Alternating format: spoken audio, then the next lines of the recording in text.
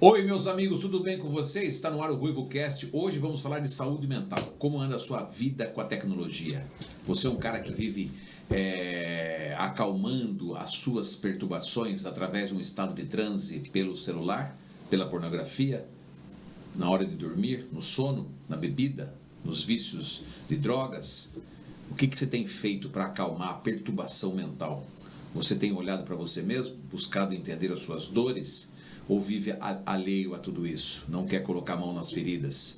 Não quer se retratar com pai, com mãe, com pessoas que passaram pela sua vida?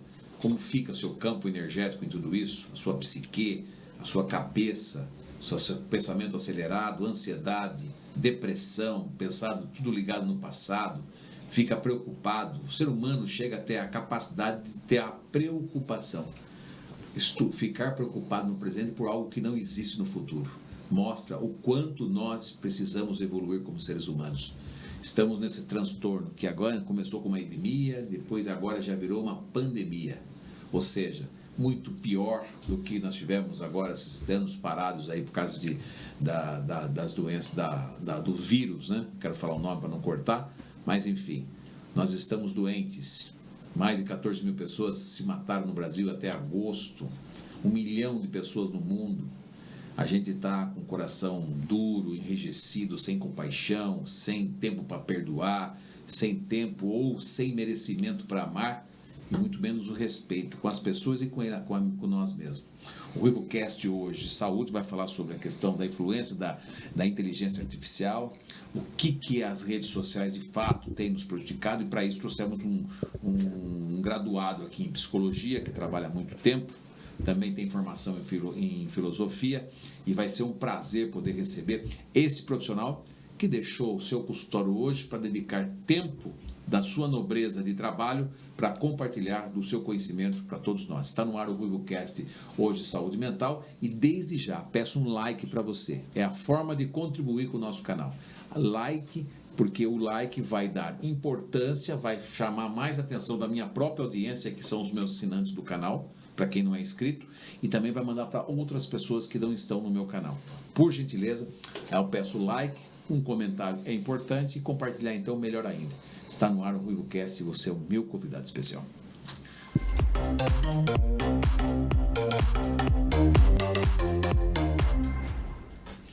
Ele é o Herman da Costa Oliveira, o psicólogo sorocabano. Seja muito bem-vindo, Herman. Olá, Alex. Você está bem? Tô bem, e você? É um prazer. Muito. Depois da pandemia não para mais. Não, depois da pandemia. Antes da pandemia nós já tínhamos, né, uma agenda significativa, muito razoável, né? Tendo em vista que eu trabalho só com adultos, né? Não trabalho com atendimento infantil, com crianças, mas depois da pandemia, né, e com a possibilidade do atendimento virtual, online, né, remoto, que a gente pode atender pessoas de outras localizações geográficas do Brasil, a agenda acabou aí tendo uma projeção muito maior do que se esperava. Então, é um motivo pelo qual a gente tem que se empenhar, pesquisar mais, estar atualizado para poder atender essa grande demanda. E tem sido muito bom. O Herman tem uma formação bem bacana, que é saúde mental pela PUC de Minas, sociólogo pela PUC do Rio Grande do Sul, sociologia.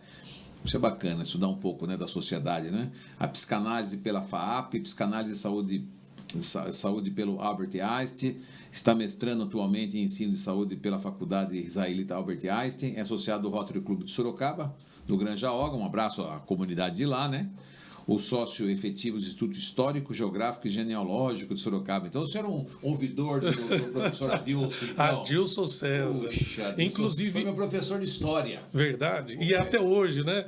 Inclusive, hoje, dia 6, é o aniversário de 120 anos de Aloysio de Almeida. Meu Deus. Então, hoje haverá uma missa às 6h30 da tarde, na nossa catedral, em homenagem a Aloysio de Almeida, e depois uma comenda de condecoração a algumas pessoas alusiva aos 120 anos de Aloysio de Almeida, que foi o fundador do Instituto Histórico, que hoje, há mais de 30 anos, né, é presidido pelo professor Adilson César. Deixa eu trazer o do professor Adilson César aqui. Adoro. Né? Isso. Falamos disso ontem. Verdade, eu estava com ele ontem, olha só. Depois você manda o telefone para a Priscila Guzmão. E sócio efetivo da Academia de Letras aqui de Sorocaba, carteirinha número 33. Que é de Aloysio de Almeida também. Caramba! E atua desde a sua formação, exclusivamente como psicólogo em clínica particular, orientado pela prática psicanalítica. A sua linha é Lacan. Na verdade, assim, né, eu trabalho com Lacan, né, que Lacan. é Lacan. Na verdade, há uma frase, né, entre os lacanianos que é o seguinte: uma vez lacaniano, sempre freudiano, né? Porque Lacan era um bom leitor de Freud, né? Perfeito. Então, ele mesmo diz que, na verdade, ele não criou nada além daquilo que já estava na obra de Freud, a não ser a refazer uma boa leitura que havia sido esquecida por algum motivo pelos pós-freudianos, e ele propôs uma ortodoxia, né? Ou seja, fazer uma leitura bem acurada, como ele diz, significante por significante da letra freudiana, numa valorização do simbólico, da linguagem. O que muda da psicologia para a psicanálise? A psicologia, ela é uma formação acadêmica, primeiramente. A psicanálise, ela é uma formação livre, ela não está associada ou atrelada a uma instituição de ensino superior, né? Ela parte da praxis onde você tem o reconhecimento dos seus pares. E é baseada naquilo que Freud colocou como o tripé, né? A análise pessoal, a supervisão e o atendimento clínico, né? A teoria que ele propõe, e aí os congressos, que são a formação contínua, seminários, a participação constante dessa troca com outros pares da psicanálise, mas sempre com um olhar para a clínica, que é lá a nossa caixa de ressonância, que vai nos dando ali a orientação através da escuta, né? Agora, a psicologia, ela trabalha com uma gama enorme de terapias, né? Então, quando você faz um curso, uma graduação em psicologia, você pode tanto ir trabalhar numa abordagem institucional, acadêmica como professor, você pode, enquanto terapeuta, trabalhar com Gestalt, psicodrama, psicanálise, terapia cognitiva comportamental, ou behaviorismo radical, enfim, tem aí uma paleta enorme de possibilidades, né? E a psicanálise, ela está lá como uma disciplina, né? E a psicologia, ela visa, de uma maneira, uma adequação do sujeito à sua realidade frente às suas demandas do dia a dia. A psicanálise, ela parte de um conceito fundamental, que é o inconsciente. E o inconsciente, ele não está nas respostas imediatas das coisas. Ela parte do pressuposto que há um sintoma que nos faz sofrer, da qual nós desconhecemos o motivo. Então ela fica ali, aquele afeto de angústia, buscando representações nas coisas cotidianas, mas daquilo que causa um estranhamento ao sujeito. Ele sofre, aquela pessoa que bate lá na nossa porta, dizendo que está sofrendo por algo que ele desconhece. É o inconsciente da inconsciência. Ou é a inconsciência do inconsciente. Ou seja, a pessoa fica ouvindo as suas vozes mentais, né? A psicologia, ela trabalha com... Aí eu vou pôr um pezinho lá na filosofia, que é onde eu transitei também, né, por 3 anos da minha vida, né, aqui na Uniso, que inclusive é um dos cursos de filosofia mais antigos do Brasil. Que legal. Né, fundado em 1955, então está prestes a completar 70 anos, né, que era a antiga Uniso, que era a FEFI, Faculdade de Filosofia. Né. Descartes, ele diz aquela máxima do cogito ergo sum: penso, logo existo. Ou seja, é o consciente. O consciente pensa e somente a partir desse pensamento que ele pode duvidar de si mesmo. Lacan, ele subverte essa frase e diz: eu existo onde não penso. E onde não penso, é lá que eu tenho a possibilidade de emergir. Que seja, é o inconsciente. Esse eu gosto muito. Porque o Lacan falando aí, achei interessante, porque de fato é isso mesmo.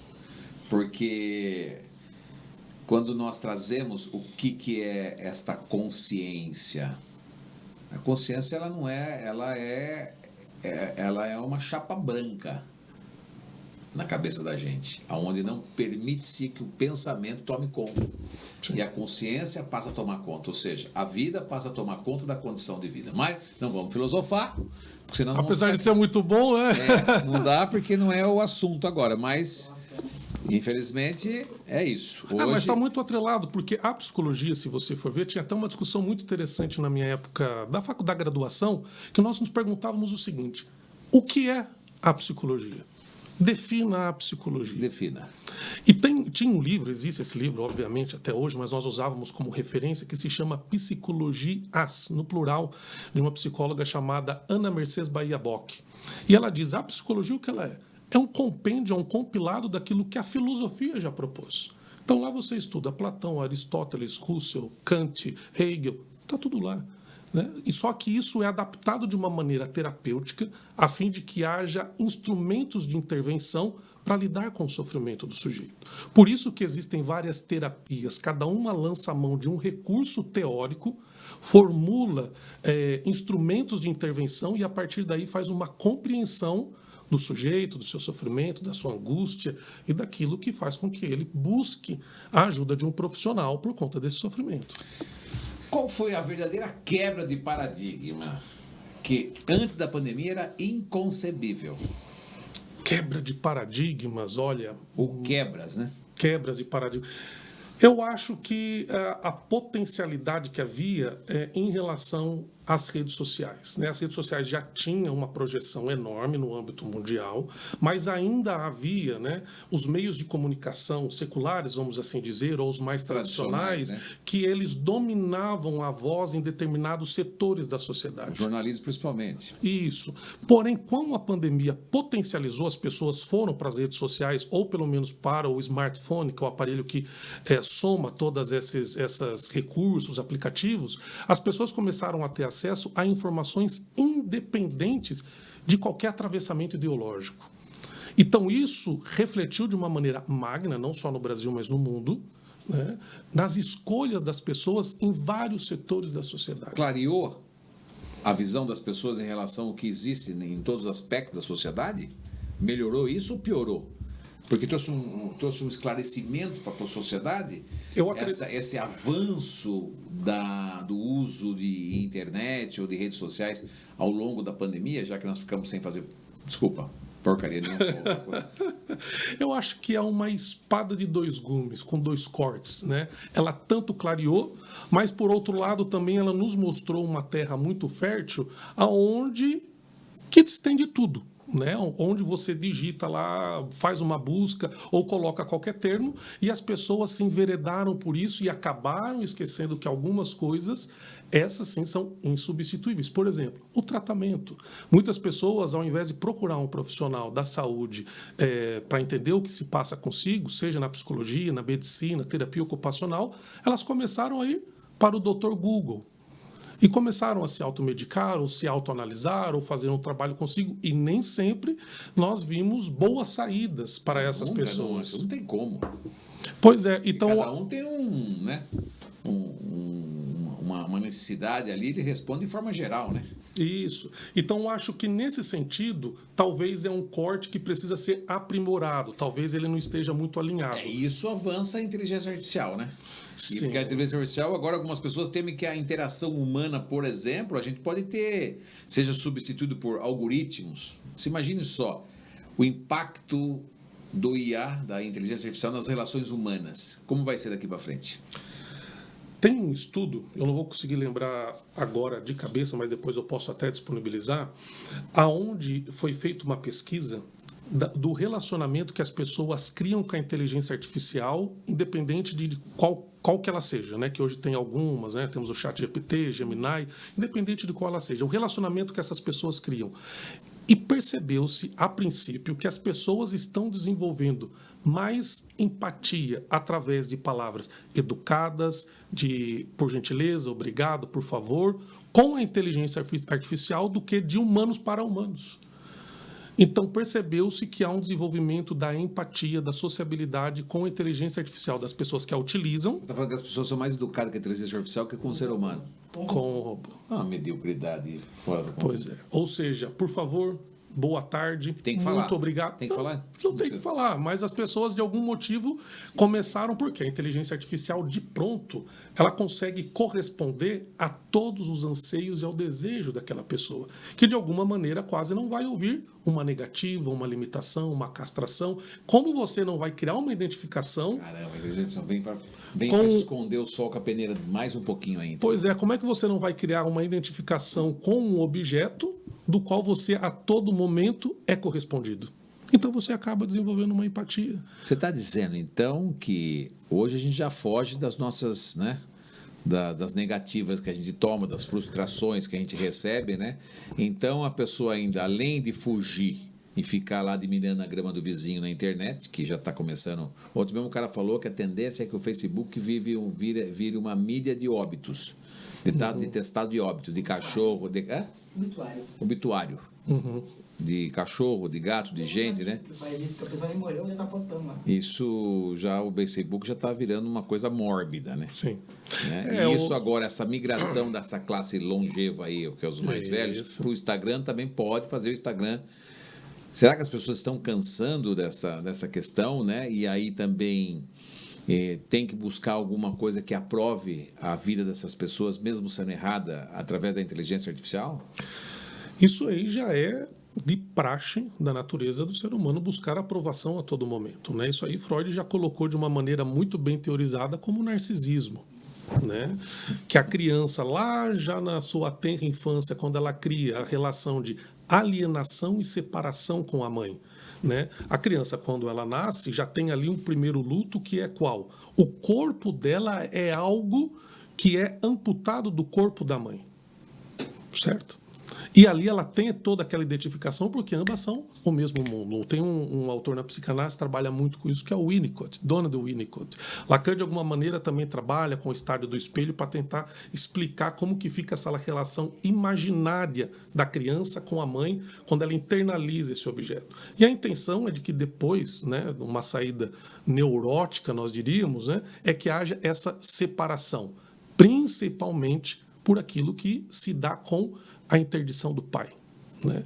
Que Freud coloca lá no primeiro momento, no início dos seus escritos, como o complexo de Édipo. O herdeiro disso vai ser o supereu lá na frente, quase na segunda tópica. Mas Lacan ele faz uma leitura e diz, mas isso pode ser colocado como a função paterna.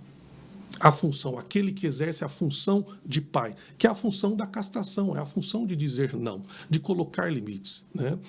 Só que isso nós estamos colocando e falando aqui de uma maneira muito assim idealizada, né? De uma maneira quase que era o ideal que se acontecesse. Só que nós sabemos que as configurações hoje são muito diferentes, né? As pessoas têm outras configurações familiares em que independe às vezes do papel paterno, do papel materno. Então, o que acontece? E as pessoas elas estão a todo momento buscando a aprovação. Isso é inerente, né? Agora, é importante entender também que há o fracasso, que há a perda, que há a limitação, que nem sempre vamos conseguir ter êxito, que fracassamos e que, principalmente, né, existe uma castração máxima que se chama morte. Com essa ninguém pode lidar. Ela está iminente. Que eu acho uma maravilha, inclusive. Sócrates diz que é um sono, né? Você gosta da morte?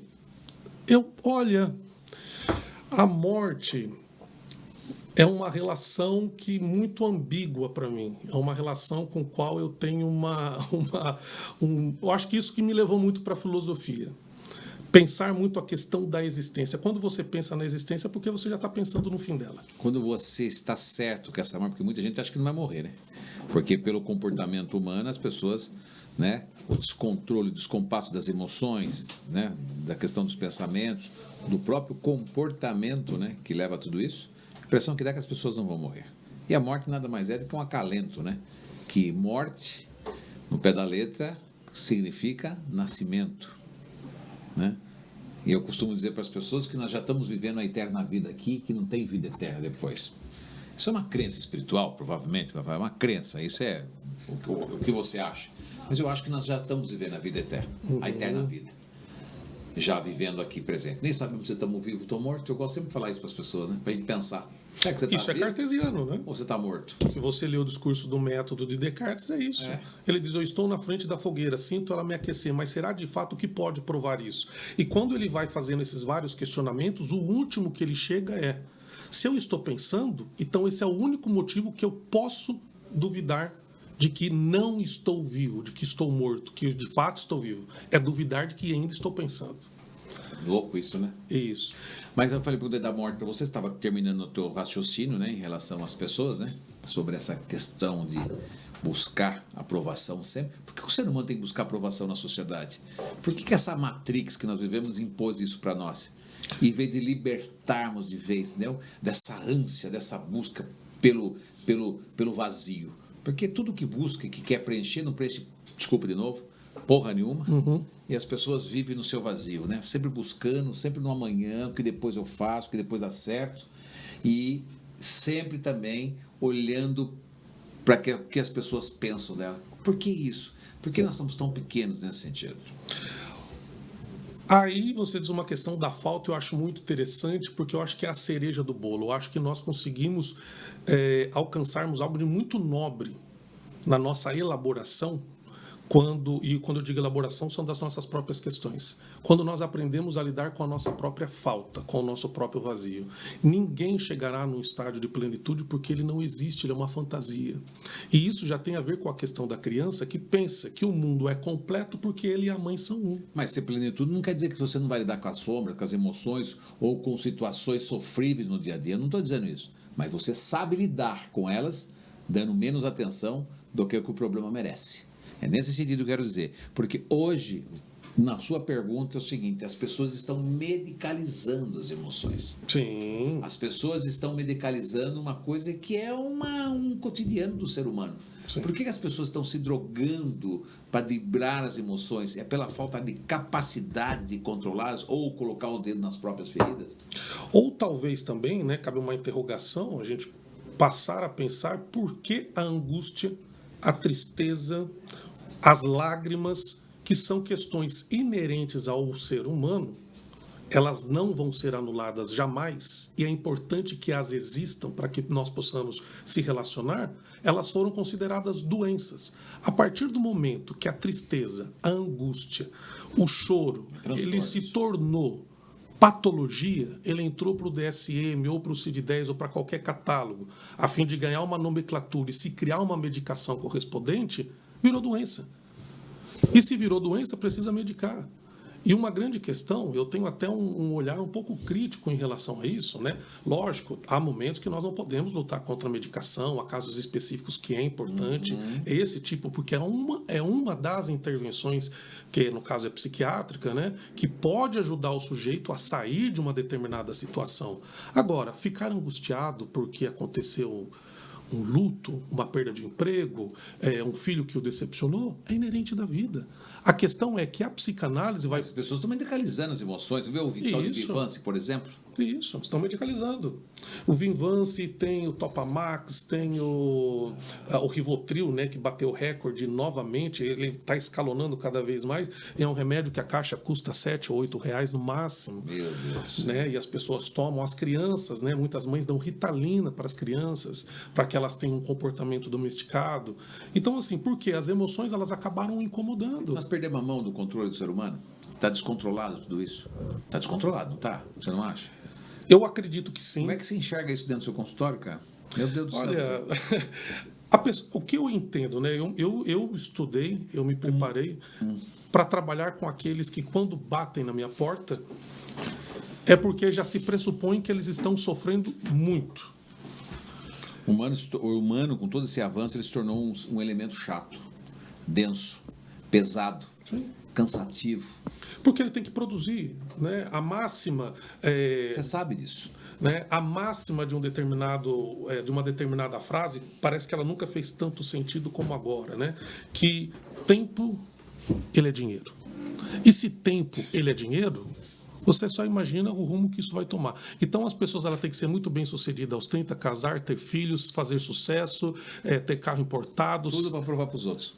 E aí entra, né, a questão das redes sociais. Né? Você tem que expor isso nas suas redes da melhor forma possível, como você tem uma vida exemplar, um corpo exemplar, uma profissão da qual você se relaciona muito bem. E isso não faz parte, a vida fica engessada, a vida fica medicalizada, domesticada, ela fica arredia, né? Então, a grande questão é, a vida ela tem percalços. A vida ela não é linear. Às vezes nós fazemos todo um planejamento para que isso aconteça, certeza. Mas há um atravessamento que nos empurra para outro lugar. Certo. Por exemplo, um diagnóstico inesperado, que te coloca à frente à finitude. É uma coisa mais simples, um carro que você bate, acabou de comprar um carro zero, pagando com o maior sacrifício, você bate o carro, e daí? Como é que você vai lidar com isso? Então, e as pessoas batem carro. Agora, qual é o problema que eu não posso lidar? Que bati o meu carro. As pessoas batem carro. Os filhos vão para a escola, às vezes vão bem em português, em ciências humanas, mas vão mal em ciências exatas. Bom, tudo bem, ninguém é perfeito. Então, mas por que que o meu filho tem que ser exemplar, bom e ter nota 10 em todas as disciplinas? Para quem eu quero mostrar isso? Então, eu acho que a psicanálise, a psicologia também, mas a psicanálise, que é com aquilo que eu trabalho, ela vem jogar questionamentos sobre isso, a fim de que a gente possa ter condições de uma autocrítica, de pensar como é que nós estamos passando por essa vida, que é muito curta. Muito curto. Muito, extremamente curta. Nós sabemos do hoje, do agora, né? O que é que nós estamos fazendo nesse intervalo, né? Nós entramos num vagão que já vem nos trilhos há milhares de anos, numa festa que já está rolando, né? Parafraseando Drummond, e nós vamos sair e a festa vai continuar, e o vagão vai continuar. Nós só passamos de uma estação a outra. E nesse intervalo, o que é que nós estamos fazendo? Então, quando você perde, né? Eu não gosto de utilizar a qualidade de vida, mas a razoabilidade de lidar com as suas próprias emoções, aí é patologia. Agora tem uma coisa, né? Nós somos de uma geração que chegamos numa condição muito especial. Saímos do analógico pro digital, saímos de uma situação onde não se falava de tantas doenças como tem hoje em dia, né? Porque as Big Pharmas estão por aí para manipular cada vez mais, injetar mais doença. Esse é o sistema, né? Que se cria isso para as pessoas viverem esse mundo sofrível, dependente de remédios. Diga lá, quem pode dizer melhor que a gente são as farmácias. De cada esquina tem uma farmácia, né? Todas entupidas de gente, né? Na nossa época, eu lembro, eu trabalhei em farmácia porque eu fui faxineiro de farmácia, meu primeiro emprego. Então a gente tinha um rodízio de final de semana, só para você saber, tinha uma ou outra farmácia que podia ficar aberta de plantão no domingo. Para poder emergir esse tipo, uma injeção, uma dor, alguma coisa, para você comprar. Uma na cidade inteira. Entendeu? Olha que loucura que era. Então não tinha farmácia. Hoje é 24 horas aberta, pessoas entrando, uma loucura, né? E uma das coisas que desencadeia nessa história tudo que você está dizendo, que é a gente acaba... eu acho que ainda existe muito essa questão do preconceito com relação à depressão, por exemplo. Sim, né? Claro. Quando você fala muito dessa coisa do futuro, do acelerado, que eu quero fazer isso, a pessoa tudo na manhã, né? Aí a gente vai na depressão também. Eu queria saber um pouquinho, assim, os principais mitos que cercam esse transtorno e que podemos combater. O que você acha disso? Como é que você lida com isso lá? Olha, a depressão, né, não é como muitas pessoas dizem, é frescura, ou eu já ouvi muito no passado, principalmente. A gente era ignorante, né? Isso, é falta de trabalho, é falta do que fazer, não tenho tempo de ter depressão não existe, ou é caso de loucura, tem que procurar um psiquiatra. Não, a depressão, ela existe, ela é muito acentuada, principalmente nas pessoas que não têm acesso a serviços e dispositivos de saúde mental, que são impelidas por um sofrimento principalmente atravessados pela condição financeira. E quando eu digo condição financeira, não é porque algumas pessoas que têm mais dinheiro têm acesso a tratamento, lógico, isso também, mas não permite que elas tenham acesso a serviços básicos, muitas vezes, de transporte, de uma boa alimentação, de boas roupas. E quando isso coloca as pessoas num outro território que faz dela diferente da grande massa, causa um sofrimento. E aí essa pessoa também não tem acesso a um tratamento. Ela vai para um atendimento massificado, que às vezes é o CAPS. E ali ela recebe quase que um tratamento padrão, de linha de produção, né? Que é da psiquiatria, da psicologia e tudo mais. Então fica meio como numa cisterna, quase que sem saída. Pessoas de classe baixa tendem a ter mais depressão do que as ricas? Eu acredito que não é isso, mas eu acredito que a motivação é muito mais explícita. O sofrimento, a depressão, tem pessoas que têm muito dinheiro e são depressivas por outro motivo e questões existenciais. Só que as pessoas que são desprovidas de recursos, elas são muito mais impelidas a sofrer por outros motivos, que não necessariamente aquele ligado à existência. Leva a depressão, não é o existencial, mas leva a depressão no dia a dia da vida dela, né? No dia a dia da vida dela. Falta de dinheiro, pagamento, é pressão, muito isso, imagina o cara, por exemplo, tem um salário, as coisas subiram, ele não tem dinheiro para pagar aluguel, vai ser despejado, tem criança pequena, não tem dinheiro para aí bate o carro. Bom, um cara desse, ele entra e chega lá e é mandado embora. E não tem dinheiro para pagar um tratamento. Ou o patrão fala um monte de desaforo na boca, na orelha do cara. Entendeu? Então vai fazer o que com ele? O que é mais barato? O Rivotril de R$8. para domesticá-lo, apaziguá-lo e ele poder ter uma vida dele e não ir para o bar, e não agredir a esposa, e não ter uma vida, vamos assim dizer, que inflija a lei, as regras, porque ele vai ficar completamente revoltado. Né? Como que ele não faz? que isso justifique, Certo. mas isso é um grande motivo que leva à desestrutura familiar. Dr. Herman, mas você falando disso aí, como que a gente pode lidar com o sofrimento psíquico quando a gente enfrenta esses impactos assim? Um desemprego, alguém morre de repente, bate um carro, sei lá, um problema de saúde, né? A perda do emprego, já falei aqui, mas enfim. Sim. Como é que lida? Qual que é a orientação que você dá? Olha, entender que tudo tem uma saída, né? Que nós vamos sofrer, que isso acontece, tem coisas que são inerentes à vida, mas tudo tem uma saída e tem uma solução. E pior que tem mesmo. Não tem Não, aquilo pior que não, nós melhor que tem, né? não tem para aquilo que nós já colocamos, né? A Tudo morte, tem quando uma chegar o seu dia, chegou e aí não tem negociação, né? Entre Eros e Thanatos, Thanatos sempre vence, não tem como negociar com ele. Né? Então, é uma briga eterna, Eros e Thanatos, né? A pulsão de vida querendo que você desponte lá em cima e Thanatos te puxando, né? E quando você consegue equalizar essas questões muito bem, você consegue ter uma vida razoável. Freud dizia o seguinte: se você permitir que seu paciente consiga amar, trabalhar e se angustiar, nós fizemos o trabalho de psicanálise. Ele ama, ele trabalha e ele tem um sofrimento que é de um neurótico pelas coisas que lhe acontecem. Agora, quando esse sofrimento é agudo, é acentuado, impede você de realizar as suas coisas, a sua vida, aí sim precisa de uma intervenção profissional para que você saia desse imbróglio. Né? Agora, entender que aconteceram determinadas coisas na nossa vida, mas tem saídas. Né? As coisas vão melhorar, vai ter um outro dia, vai ter uma outra chance, uma outra oportunidade. E para mim o melhor remédio é o seguinte: não dê mais atenção para o problema do jeito que tem que ser, porque as pessoas colocam uma atenção enorme no problema, né? Ou aconteça com uma coisa com você viajou e lá de repente a viagem foi maravilhosa, mas de repente você caiu, quebrou o celular, ou bateu, quebrou seu relógio bonito que está no pulso, ou foi assaltado por alguma coisa, você vai voltar desconjurado, não da maravilha que você viveu ao longo da viagem, mas sim pelo fato negativo. A gente tem uma tendência a dar atenção para o problema, Sim. ou para uma situação negativa. Por que somos assim? Talvez um masoquismo, né? Achar que merecemos aquele sofrimento, né? E que muitas pessoas acham que são merecedoras. Eu sofro porque talvez fui uma má pessoa, ou a vida está contra mim, por algum motivo, alguma divindade, Deus, um espírito, coisa, ou a sociedade, todos querem tirar o que eu tenho, alguma coisa de mim. Azar e sorte na visão... Isso. Na visão lacaniana, existe? Não, Lacan não existe. Lacan vai trabalhar aí já quase com uma questão da persecutoriedade, que é um pezinho lá na psicose, né? Mas apesar que ele diz uma coisa: os filósofos são paranoicos por excelência, porque procuram sentido em tudo.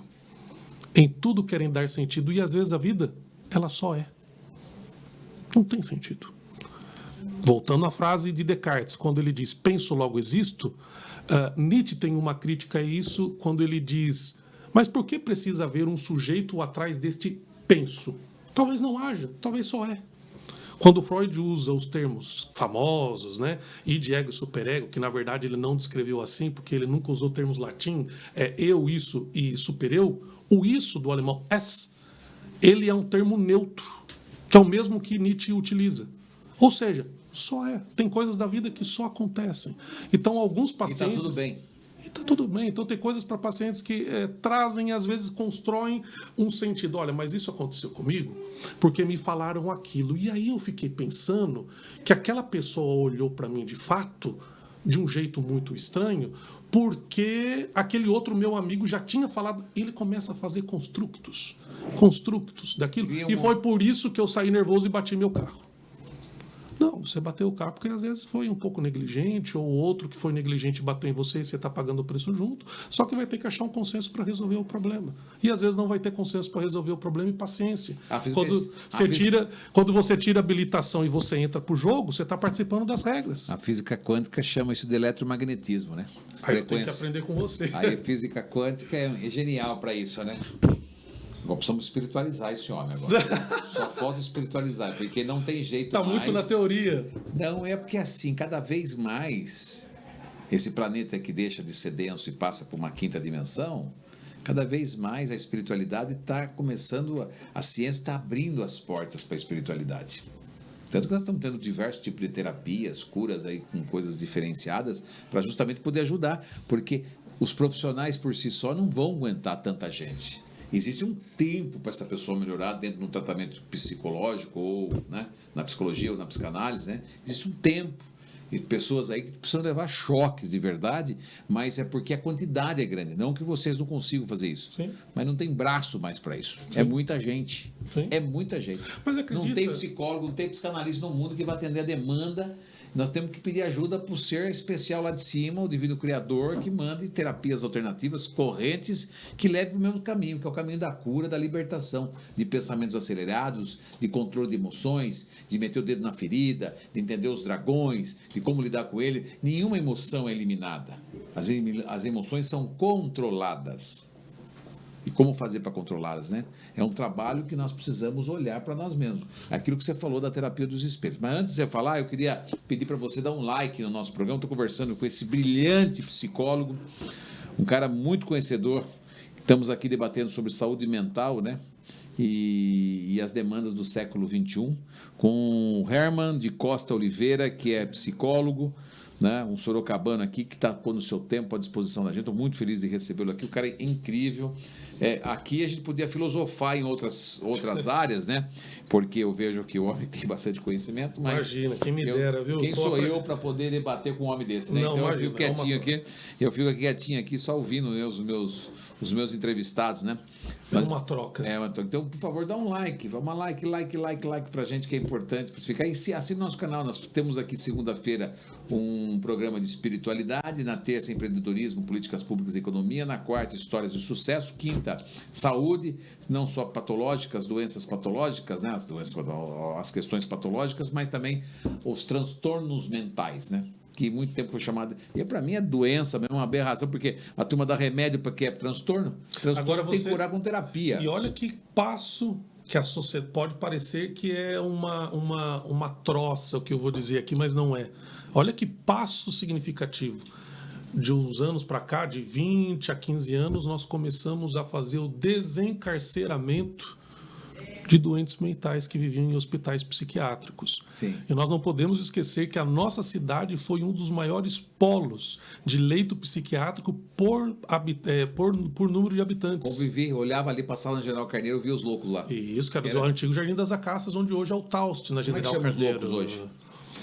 Então, hoje em dia não se chama mais... louco, retardado, como é que chama hoje? Mas débil mental, né? Utilizava muito... Ou retardado. A gente nessa época podia falar tudo isso. Isso, né? E eram chamados assim, você passava ali, nós tínhamos 3 ou 4, tinha o Teixeira Lima também, o Veracruz, né? Teve aquele escândalo do Veracruz naquela época, né? Teve uma reportagem pesada sobre isso. Isso, né? Então, o que acontecia? Onde foi esse pessoal? Cadê esse pessoal? Então, houve um programa, né? Primeiro, havia em Sorocaba um fórum de uma luta antimanicomial que buscava o desencarceramento desses pacientes, primeiro pensando em algo muito básico, né? Eles não cometeram crimes para perderem a liberdade. Eles têm uma questão psíquica emocional passiva de tratamento, mas nada que prive eles de ter a liberdade deles e convívio social. Na realidade, ele perde a liberdade de quem cuida deles, né? Isso. Então, aí o que aconteceu? Mas aí não adiantava tirar. Mas eles viviam encarcerados, né? Sim. Eles perdiam o nome, Estou viviam defendendo, com tá? Eu estou defendendo também que é o pai e a mãe que tem Isso, mas só que daí o que acontece? Viver com um louco dentro de casa, né? Aí, não, e aí a única questão que existe hoje são os manicômios judiciais. Esses aí existem mesmo, né? Mas que nem sempre todos que estão lá, né? Enfim, mas é uma outra discussão. Aí é cunho político, vai lá, vamos lá dar um jeitinho. Ele é louco, né? E às vezes é um criminoso. Não. Então, é difícil hoje você tentar separar, entender quem é de fato que sofre com algo que compromete a vida do outro ou quem utiliza disso. Você falou, entrou nesse assunto das cadeias dos loucos antigamente? Não, porque eu falei, olha o passo significativo que nós vemos. E hoje essas pessoas... Quem são essas pessoas hoje? Então, essas pessoas hoje, elas foram, uma grande parte, reintegradas, né, para a sociedade através do serviço de transição, que são as casas interligadas com o serviço do Centro de Atenção Psicossocial, que são os CAPs, né? Então, essas pessoas foram para casas transitórias, elas moram nessas casas, né? E elas são reinseridas e vivem na sociedade através do tratamento terapêutico e medicalizado, né? Elas não estão mais. Então, quando eu trago, faço esse parênteses, né? Eu sempre pergunto por quê. Olha que passo que nós tínhamos, né? A partir do momento que nós entendimos, houve um período na sociedade que nós entendimos que essas pessoas não podiam viver em sociedade. Não podiam viver em sociedade. Eu acho que dá para viver. Agora, o problema é perguntar para o pai, para a mãe ou para quem atende, né? Quem cuida na casa, até quando. Porque nem o caga na calça, pô. Isso. Não tem higiene pessoal, o cara tem que ficar cuidando a vida inteira. Quer dizer, é um karma que a pessoa leva pro resto da vida. Isso, por isso que é importante haver políticas públicas de saúde mental para oferecerem saídas, assistências para as famílias nesses casos e saídas para essas pessoas. Elas têm direito a tratamento. Claro, com certeza. Entendeu? Elas têm direito a tratamento. E era isso que não havia. Nós não tínhamos uma legislação, nós não tínhamos um braço do Estado que olhasse para essas pessoas. Vamos falar de rede social? Vamos falar sobre a questão... Assim, ela tem um papel ambíguo, né? Na questão da saúde... Pega mais água, por favor. Mais uma água, faça favor. Por favor, produção, mais uma água para o nosso excelentíssimo amigo. Imagina, faça favor, obrigado. Esse papel ambíguo na saúde mental, né? Essa rede social. Tem gente que... Exposição constante, ou ficar olhando a vida do vizinho na internet, né? Eu disse para você que um dos momentos que a pessoa pode ficar em transe para tirar um pouco a perturbação mental, essa voz que tem, né? Que perturba, ou da ansiedade, ou da depressão, muitas vezes pode ser o transe que ela fica ali, ó, na internet, na tela. Ou vendo uma pornografia. A pornografia cresceu demais, né? Esses vídeos, X-vídeos da vida aí, as pessoas ficam se, né, masturbando, vendo essas porcaria. Tem um alto né? índice. Muito. Ou drogas, né? Ou vícios em química, ou o próprio sono muito profundo, né? Dorme demais. Ou fica na televisão assistindo streaming direto. Ou desconto na comida. Sei lá, o ser humano tá louco, cara. E como é que faz? É importante a gente perguntar até onde ele sofre por isso. Né? Tem pessoas que vivem bem com isso.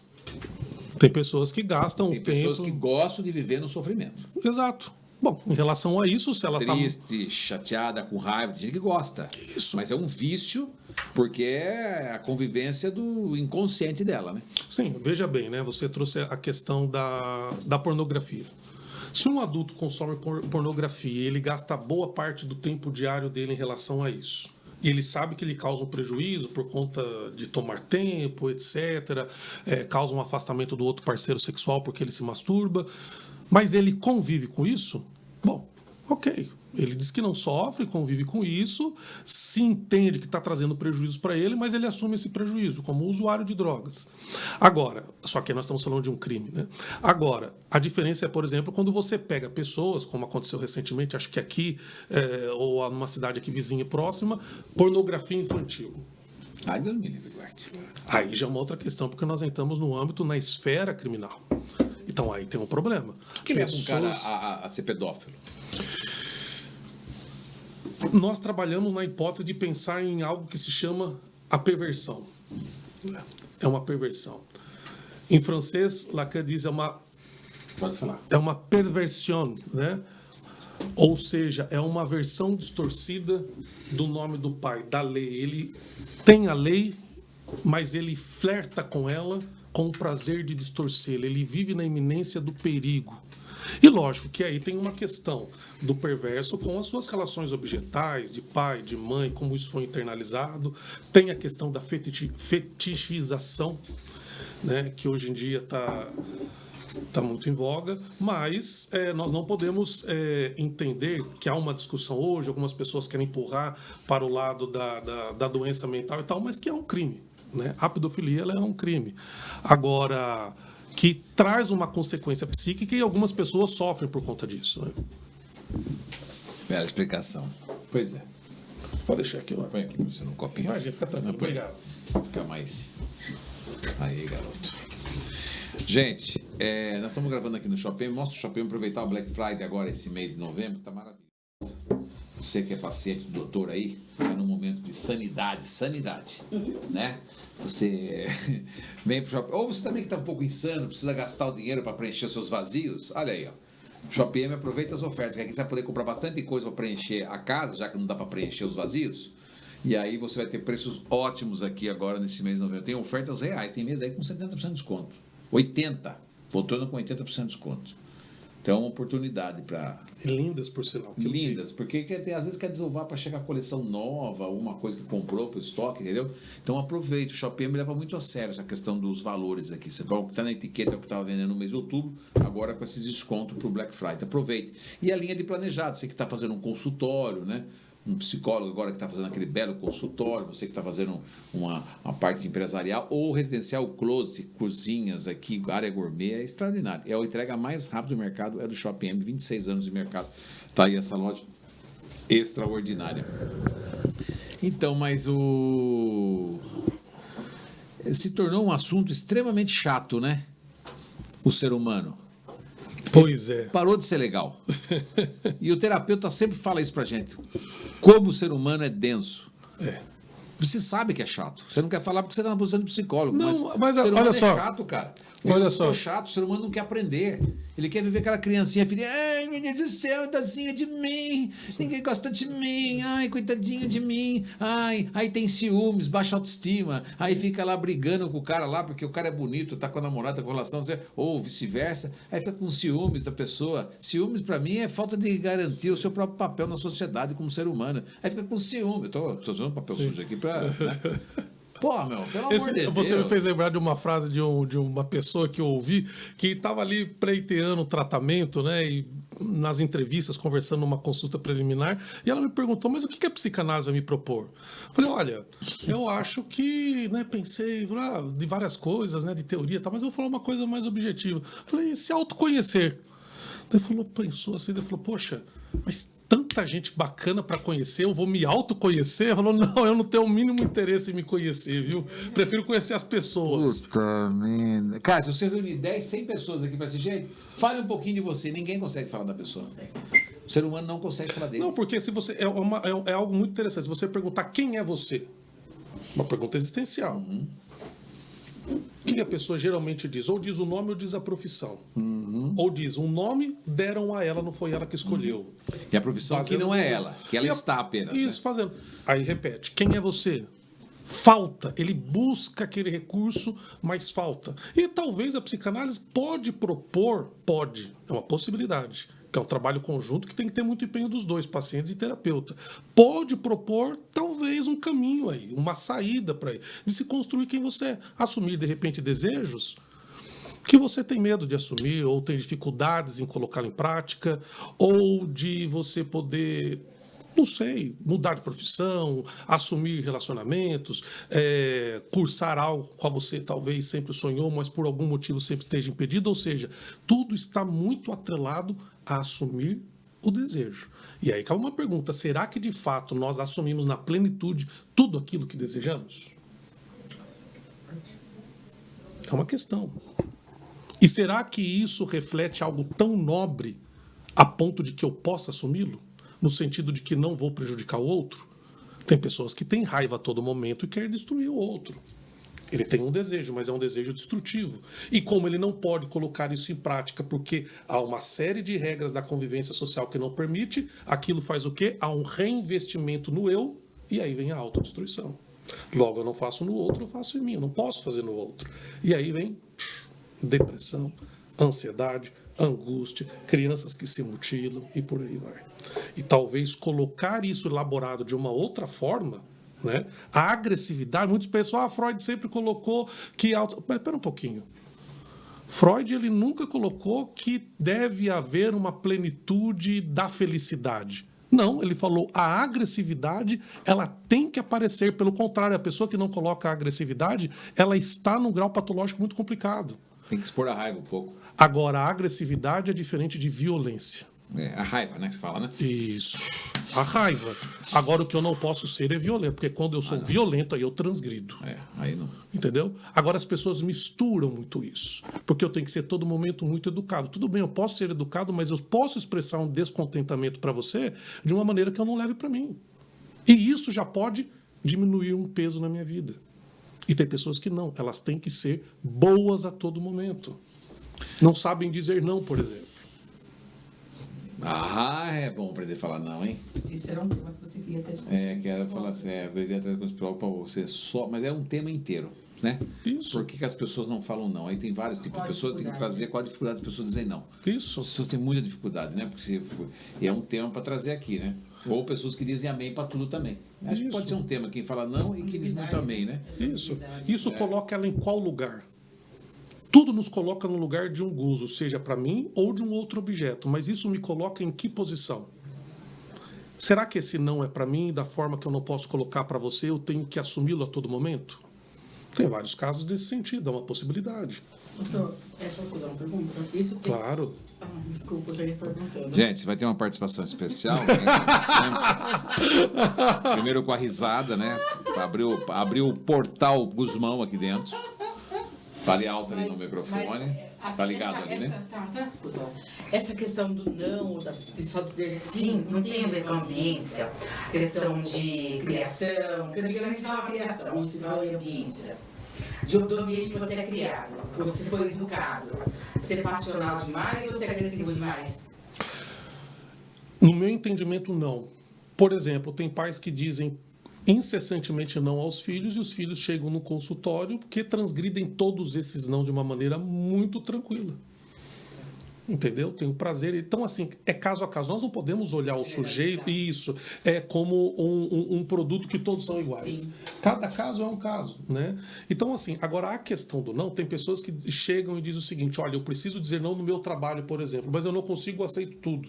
Então, eu carrego um fardo imenso, é o que eu faço. Eu me tranco no banheiro e choro. E venho para cá porque eu não aguento, mas eu tenho que dizer não.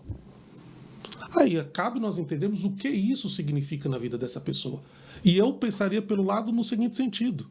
Por que ela tem que ser tão aprazível a todo momento a ponto de se tornar um objeto desejado? Porque se você tem uma demanda para mim, eu nunca lhe digo não, o que eu me torno para você? É sempre a Tem prova. aceitação, né? Sempre a comprovação social, é a comprovação Por isso que eu social. falo de criação, do ambiente que ela cresceu, que ela entendeu que daquele jeito, ela era enxergada, ela era vista. Pode ser também. Mas principalmente em relação a um objeto de desejo. Então eu sou aceito, eu sou inserido.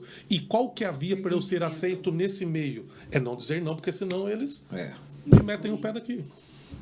Ei, por que não pergunta se eu fui eu para dizer um não? Hoje eu sou fácil para dizer um não. Isso agora eu posso dizer não independente. Agora, se eu sofrer as consequências porque vocês não compreenderam o meu não, ok, eu vou sair em relação a isso, vai me magoar, mas eu vou ter uma razoabilidade para tratar com esse não. E vou procurar outro caminho. Essa busca ainda incessante pela felicidade, porque, né, vê na internet, vê na grama do vizinho, tudo, né, assiste filme romântico, acho que a vida... Essa busca pode ser um fator de sofrimento na vida do cidadão?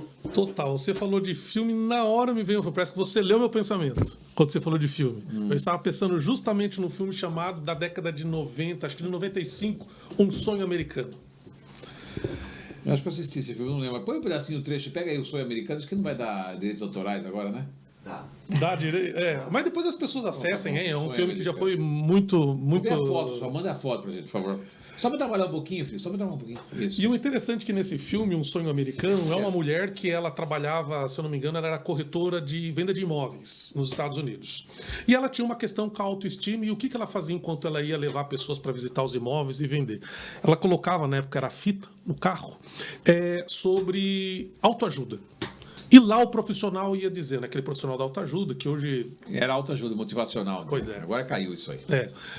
Dizendo para ela, olha, você tem que ser a melhor vendedora, você não pode chegar em casa com um não, você tem que vender essa carta, toda aquela questão, né? Compre um livro, diga bom dia pro sol, coloque o pé na grama, dê um sorriso mesmo sem estar feliz, que você vai conseguir e vai vencer o dia. E ela foi ouvindo aquilo. E ela tinha uma venda muito importante para fazer que ela não conseguiu, né? E teve um determinado fracasso, e ela falou, poxa, mas tudo que ele falou eu fiz, e o mundo conspirou contra mim e eu não vendi. E aí ela chegou em casa, e aí você falou, me lembrei, porque remeteu à fala dela. E ela começou a proferir xingamentos, ela estava sozinha, então era para ela se ouvir xingando. E dizia, como você é burra, como você é má, como você é uma péssima profissional. Porque ela não conseguia atingir um sonho americano.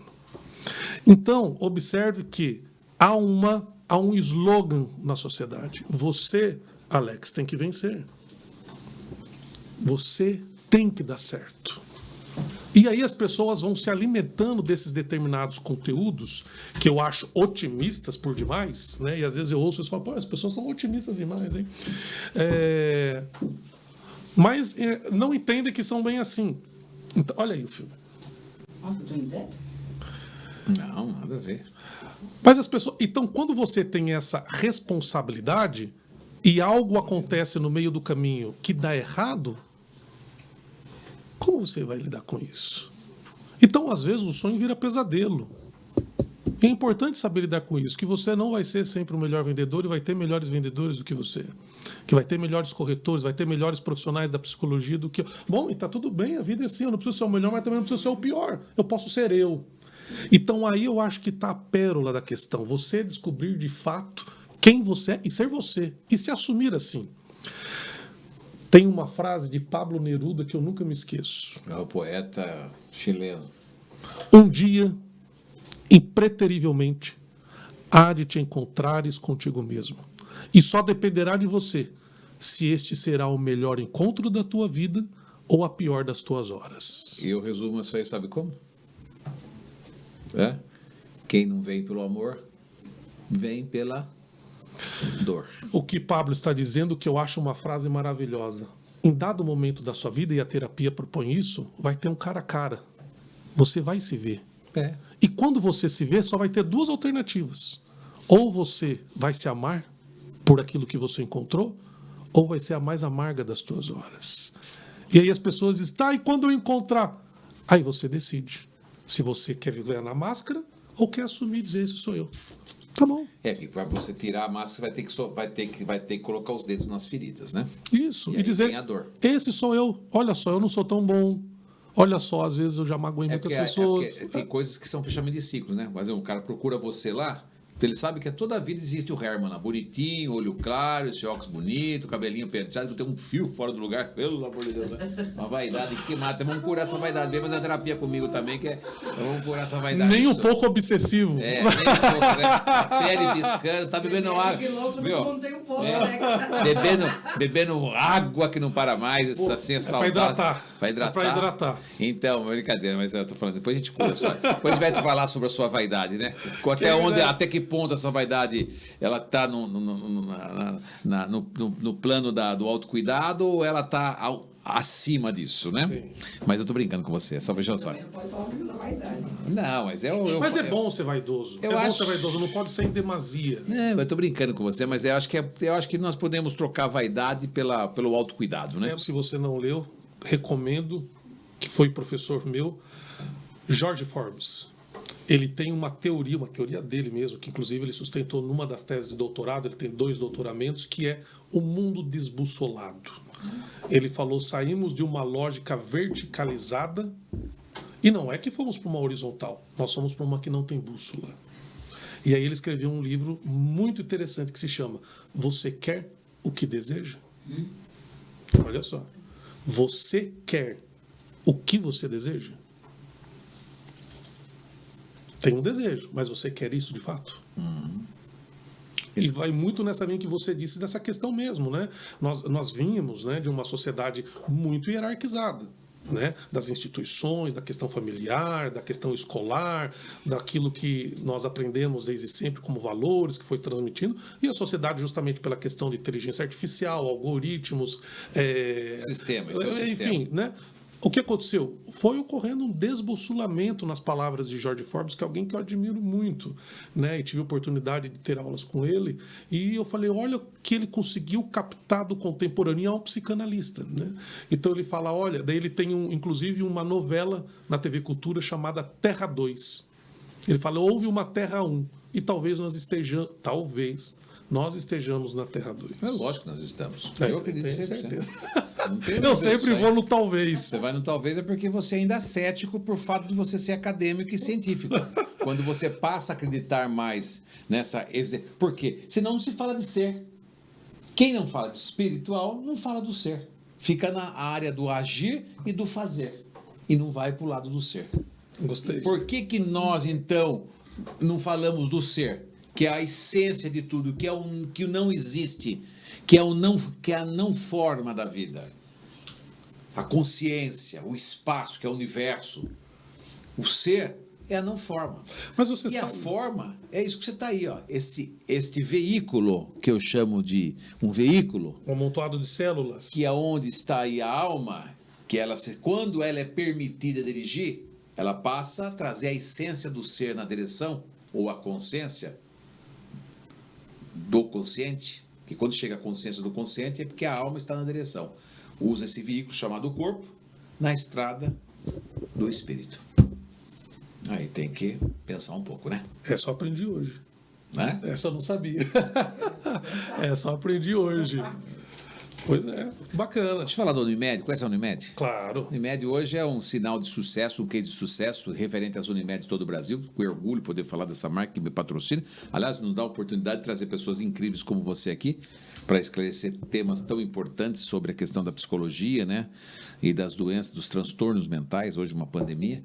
A Unimed tem um hospital lindo na cidade de Sorocaba, né? E eu queria mostrar o hospital antes de continuar a fala aqui. Vamos ver, dar uma olhadinha. Aliás, quando ela coloca, eu vou falar aqui, né? Onde tem saúde, né? Tem Unimed Sorocaba, com o propósito de cuidar de você com muita excelência. E isso é verdade. A Unimed Sorocaba oferece soluções práticas que hoje que priorizam qualidade de vida. E o atendimento é humanizado. Também é uma coisa que as pessoas estão se importando muito hoje, né?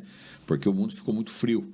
Com um amplo a rede de qualificado de atendimento, eles estão com postos de atendimento de São Roque, Pilar do Sul, Boituva, né? Abriram um novo hospital também agora. A estrutura deles é, de fato, completa.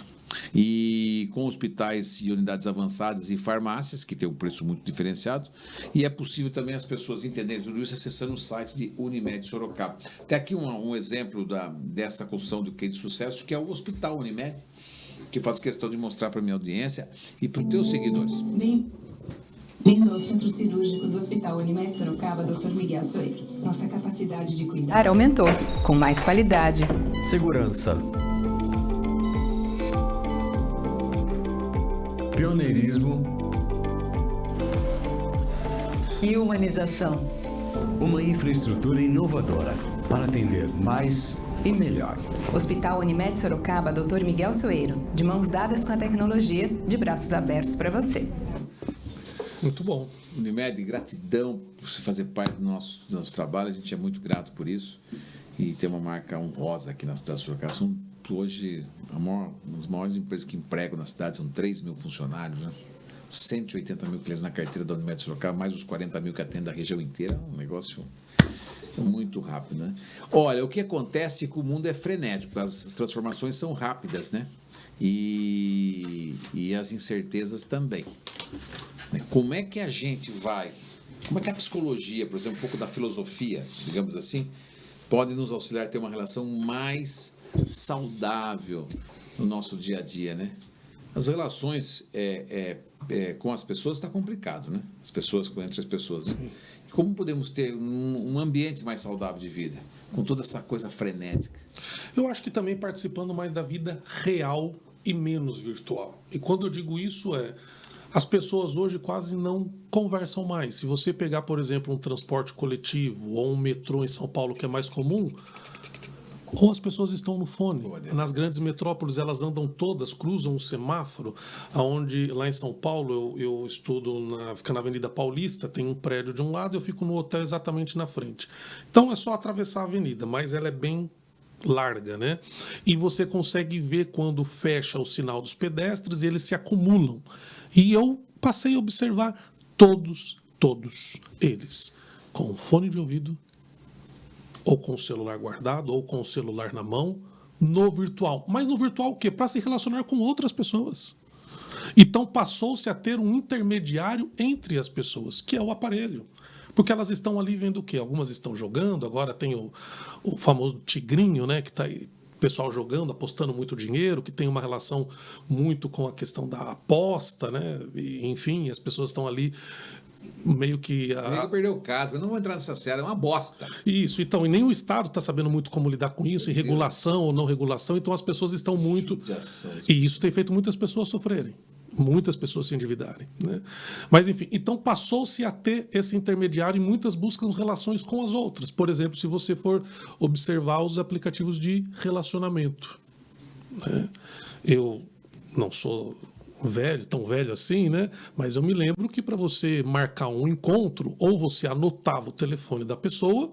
Isso nessa época. Então, né? Então o que você fazia? E você tinha que esperar a ocasião para você vê-la pessoalmente. E você, às vezes, não sabia o que... Era muito mais gostoso. Né? Era diferente. Né? Então, tinha aquela questão de você marcar um encontro, buscar a pessoa. E eu recordo ainda que, às vezes, passava o endereço, não tinha GPS, você tinha que olhar no mapa como chegar em tal lugar, mais ou menos. Né? E você aprendia conhecendo a cidade, perguntava para as pessoas. Você abaixava o vidro do carro e perguntava, onde fica a rua tal? A pessoa lhe dizia, olha, a segunda atravessa à esquerda. Isso era laço social que as pessoas iam construindo. Às vezes dava namoro, às vezes dava amizade, às vezes não dava em nada, era fake, como se diz hoje. Mas, enfim, tinha a experiência. E a experiência ela foi ficando solúvel. Ela foi ficando solúvel. Hoje a pessoa ela fica boa parte do tempo em casa, ou no sofá, vendo a TV, ou o próprio celular, ou o smartphone, e passa-se ali um período muito rápido de tempo, e às vezes várias pessoas na mesma casa, e a relação social se esvairiu. Você percebia antigamente também, por exemplo, casas noturnas. O que acontecia? As pessoas estavam todas ali com o mesmo propósito de se divertir e se conhecer, e isso se dava como? Acabou também, casa acabou, noturna. quase não tem. Né? Se tiver um ou outro. E uma época tinham muitas e Porque todas hoje é muito muito cheias. prático, né, pra você pegar alguém, né? Você não precisa mais de casa noturna, tomar uma, ficar paquerando, era tão gostoso, né? Usar aquele perfume e falar no pescocinho da menina. Então, e o que acontecia? As pessoas estavam ali, no mesmo ambiente, dispostas a se divertir, porque estava tocando uma música, elas estavam com amigos e conhecer pessoas. E para eu conhecer, eu tinha que fazer o quê? Eu tinha que te abordar. E para te abordar, tinha que haver uma iniciativa. Ter coragem. E você corria o risco de receber o quê? Não. Não. Hoje em dia, o que você vê? Uma foto e você aperta sim, não, sim, não, e vai passando no aplicativo. Nossa, mas é... Não é? Ai, meu Deus. Então essas experiências foram se perdendo, né? Então, quantos nãos você já ouviu? Quantos nãos eu já ouvi? Ele não queria nem dançar com a gente, nem dançar a mulher queria. Dançar. E nem por isso a gente desistia, né? Isso, aí ia pra cima, ia pra cima. Aí o que aconteceu ao longo da sua vida? Você teve acúmulo de experiências. É que hoje você não precisa enfrentar os nãos da vida, né?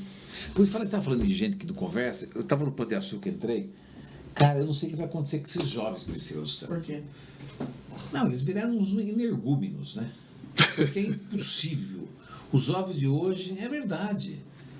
Claro, tem um outro que se sobressai e conversa. Os caras não conversam.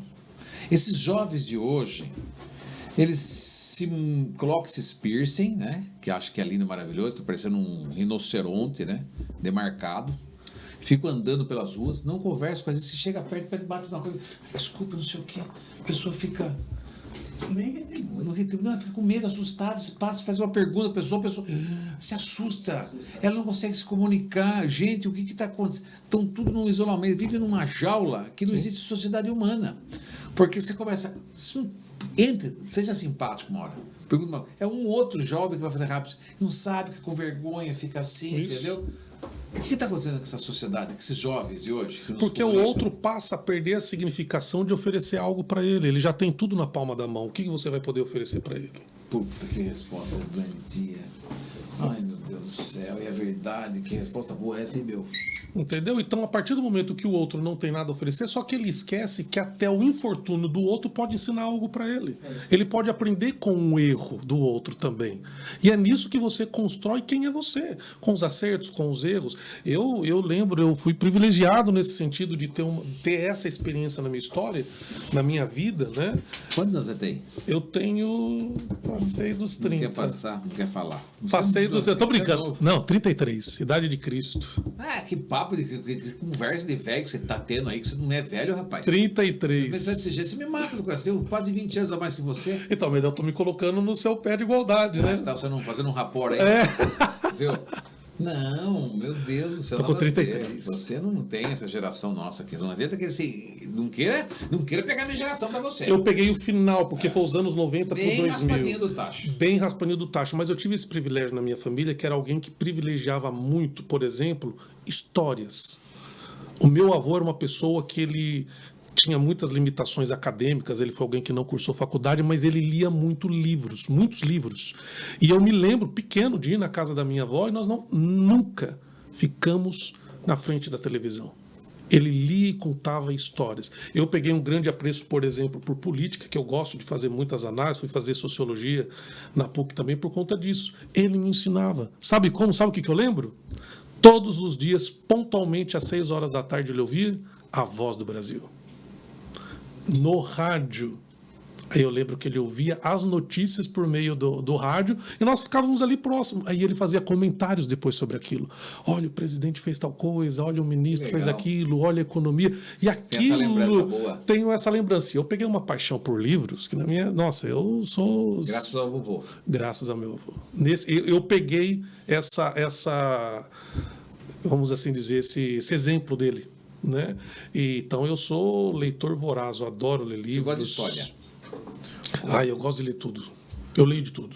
Você faz parte do Instituto aqui de Sorocaba Histórico? Como é que você gosta de história de Sorocaba? Gosto de história também. Adoro. Sou apaixonado por Sorocaba. Ontem o Geraldinho veio aqui ontem. O Geraldo Almeida? É. Poxa, o Geraldo... Eu estive com ele ontem de manhã também. Deu uma aula aqui ontem. Não, o Geraldo é uma sumidade intelectual. É um dos poucos de Sorocaba que conhece essa cidade na palma da mão. Impressionante. Foi muito legal, né? Vou trazer ele de volta aqui. Então nós temos ainda poucos, mas temos ainda personalidades Tem ele, o Bonadio, né? Geraldo Bonadio, sim. Que é da Academia Sorocabana de Letras. Vou trazer o professor para falar da história de Sorocaba aqui. Adilson César. Veja bem, como é que é? Isto que ele faz, ele dá uma filosofada, né? Isso, mas é uma pessoa de um conhecimento... professor, rapaz, que eu tive de história. E eu Deu aula para mim do José Reginato. Ali no Jardim Simos. Ele, professor Renato, tive grandes professores. Então, assim, eu sou apaixonado pela nossa história local, porque nós só podemos construir um futuro se nós nos apropriarmos da nossa história. Sabermos de onde viemos, quem somos, eu o acho que fantástico fazemos. A história, né? Eu não sou um grande estudioso, mas eu acho que eu vou aprendendo por osmose, por teimosia mesmo, né? Sim. Aqui eu trago pessoas incríveis que me ensinam um pouquinho todos os dias, né? Sim. Então, a história do Brasil, assim, é lógico, a gente não consegue aprender muita coisa, né? Você pegar a história da Guerra Fria, Segunda Guerra Mundial, Revolução de MMDC de 32. O Trump vai ser uma boa, não? Trump, bom, eu vou me abster de comentar essa. Não, olha, bom, o futuro vai nos dizer, né? O futuro vai nos dizer, mas eu acredito que sim. Sim ou não? Eu acredito que sim. Eu acredito que sim. Eu acho que ele vai ser excelente. Eu acredito que sim. Vai ter um movimento de viés de direita agora de novo. Tem tido uma onda conservadora. Eu acho que não existe direita nem esquerda. O que existe é pessoas boas que assumem a política, né? Preciso ter pessoas conscientes na política, né? Mas não é um assunto... Não é um assunto mais assim... Não, é importante você entrar nesse parênteses, eu não tenho problema em conversar, porque eu acredito que as pessoas elas têm que assumir posturas, né? O problema é quando você assume uma posição partidária. Aí é muito complicado, né? Eu mesmo não assumo isso. Quando você pergunta do Trump, é um pouco complicado eu colocar a minha opinião sobre o que ele pode fazer num outro país. Tal. Agora, eu não sei, só que eu sei que o outro não fez boa nenhuma, só fez merda. Foi uma gestão muito complicada. Agora, eu entendo que nas duas propostas que haviam nos Estados Unidos agora, né, tendo essas duas propostas da Kamala Harris e do Donald Trump, com a mão de ferro agora. Eu acredito que ele tenha um potencial de poder dar os rumos que os Estados Unidos merecem. E com a maioria, pelo menos no Senado já, né? Agora no Congresso não sei ainda. Não, deu na Câmara. Deu também? Na Câmara, no Senado e tem a Suprema Cor da Mão. Que foi Nossa, vai ser uma reviravolta no mundo. Era preciso fazer isso, era preciso. Precisamos endireitar o mundo. O mundo fugiu do controle. Que é uma outra coisa que suscitou não só a pandemia, que você colocou que foi um marcador que mudou, né?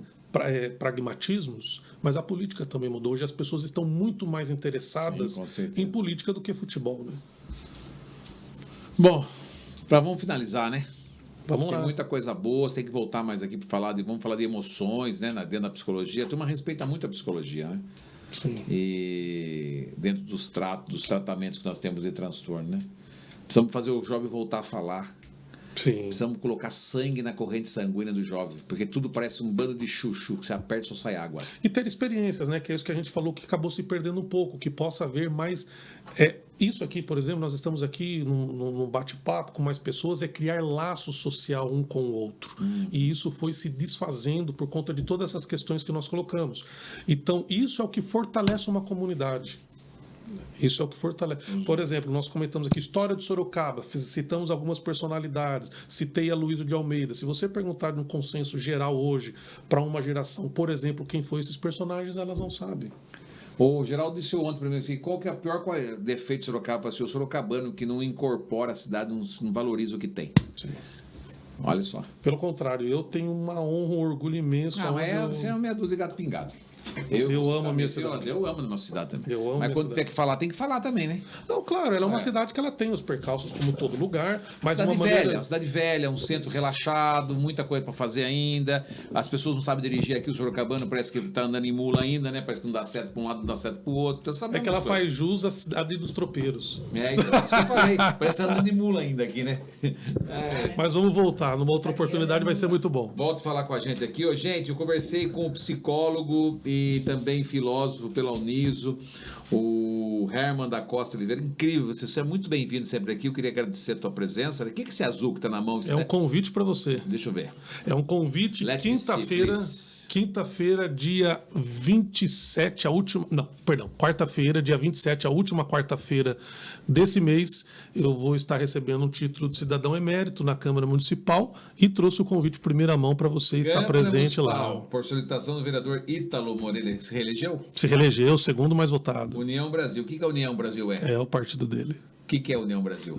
É um partido de esquerda? Não. O que é a União Brasil, o partido? Convida para a sessão solene e outorga o título de cidadão emérito. Você sabe como chamar de cidadão emérito? Eu também para todo gente, tem que ir lá fazer um negócio, tal. Legal isso aqui, meu. Herman da Costa Oliveira, parabéns, cara. Muito obrigado. Tá aí o convite. É um reconhecimento dos trabalhos que vem prestando para a sociedade de Sorocaba, né? Ocupando uma cadeira na Academia de Letras de Sorocaba, lá no Instituto Histórico. É legal as pessoas que têm essa preocupação. E também através do Rotary, né? O Rotary também, que você está aqui. Estão fazendo muitos projetos através do Rotary. Muitos projetos. Mande um abraço a todos do Rotary Clube lá da Granja Olga, né? E muito feliz de recebê-lo. Indique pessoas maravilhosas para a Priscila. Claro. De pessoas inteligentes como você, rápidas, né? Claro. Para estar aqui alimentando o podcast, que é diário. Que não é diário, você acredita? Nós somos diários. Sim, eu sigo lá nas redes sociais, eu vejo tudo. Eu sigo lá. O nosso programa, tem uns programas meio maluco aqui. Viu? Eu tô seguindo lá, eu vejo tudo. E eu desejo que a sua alma conduza cada vez mais o seu veículo chamado corpo, nessa estrada que nós temos, que também chama-se espírito. Muito obrigado, foi uma honra poder estar aqui com você e vou carregar essa conversa no meu coração, porque foi muito especial esse tempo que passamos juntos aqui. Muito obrigado a você, gratidão. Para você, muito obrigado. Dê um like, assine o nosso canal, faça parte da nossa comunidade. É um prazer enorme ter você na nossa companhia. Desculpe a minha revolta, tem hora assim, em relação a isso, porque você sabe que lidar com o ser humano não é fácil. E nós estamos aqui no amor e no propósito de levar informações que transformam a sua vida. Mas quando a gente pega um profissional que já está acostumado com essa densidade toda, a gente gosta de ser um pouco mais provocaterra, né? Claro. Mas provocar mais os assuntos para instigar mesmo, entendeu? E também para provocar você que está aí a sair do marasma, dessas dores, dessas perturbações, colocar essa criança ferida no lugar dela, né? E deixar que a criança bonita, aquela da inocência, aquela dos sonhos, aquela que sorri, aquela que não julga, aquela que não tem inveja, aquela que não fica se comparando à vizinha da grama do vizinho, essa criança que tem que reviver em você, entendeu? É essa criança. Jesus já dizia, as crianças terão espaço especial no céu. E que crianças são essas? Não é as criancinhas, não, viu, meu filho, que nasce, não. Não é ela, não. É você mesmo quando você deixa essa criança pequena, pura, né, ingênua, fazer parte da sua vida, entendeu? Controle suas emoções. Lembre-se que a vida é feita de presente, não existe futuro e nem passado. É o agora. Forte abraço e até amanhã.